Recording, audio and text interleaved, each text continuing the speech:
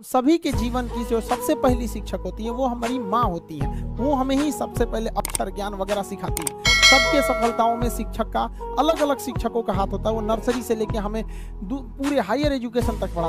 वो दौर जब हम लोगों का था तो एक शिक्षक के प्रति बड़ा एक डर रहता था। जैसे स्कूल या कॉलेज के ग्राउंड में टीचर्स को देख लेते थे, डर जाते थे लोग। बट आज के वक्त में हम देख रहे हैं धीरे धीरे इस चीज का नैतिक पतन होते जा रहा है। भारत में शिक्षकों की या शिक्षा की बहुत पुरानी परंपरा, ये हमें विश्व गुरु कहा जाता है। अब आप कहेंगे सर ये विश्व गुरु का मतलब क्या होता है, ऐसे भारत को विश्व गुरु क्यों कहा जाता है? तो आप एक एग्जाम्पल से समझिए।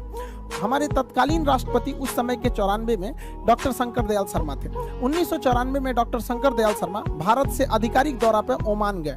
ओमान की राजधानी मस्कत पर जब हमारे राष्ट्रपति डॉक्टर शंकर दयाल शर्मा का हवाई जहाज लैंड किया तो ओमान के जो किंग थे, वहां के राजा, वो कभी किसी को रिसीव करने एयरपोर्ट पर नहीं जाते। ये प्रोटोकॉल मतलब नियम कानून होता है। किसी देश के राष्ट्रपति वगैरह नहीं जाते जब तक कोई बहुत खास मेहमान नहीं आ जाता। और लेकिन वहां पर किंग जो है वो प्रोटोकॉल तोड़ दिए। और अमूमन अगर कोई प्रोटोकॉल तोड़ के आता भी है तो वो रिसीव करने के लिए नीचे खड़ा रहता है और राष्ट्रपति खुद उतर के आते हैं। लेकिन ओमान के राजा के यानी ओमान के किंग के साथ ऐसा नहीं हुआ। हमारे डॉक्टर शंकर दयाल शर्मा अभी हवाई जहाज में बैठे ही थे तो ओमान के किंग सीढ़ियों से चढ़कर खुद गए और डॉक्टर शंकर दयाल शर्मा को उनके सीट के पास से जाकर रिसीव करके उन्हें लेकर आए थे। जब ड्राइवर्स और बॉडीगार्ड ने उनको कहा गाड़ी में बैठे तो वहां के किंग ने ड्राइवर को हटाकर खुद ड्राइव किए थे डॉक्टर शंकर दयाल शर्मा के गाड़ी को, हमारे राष्ट्रपति साहब के। और उन्हें इतना इज्जत दिया गया था जो इससे पहले ओमान में किसी विदेशी गणमान्य को ऐसी इज्जत नहीं मिली थी।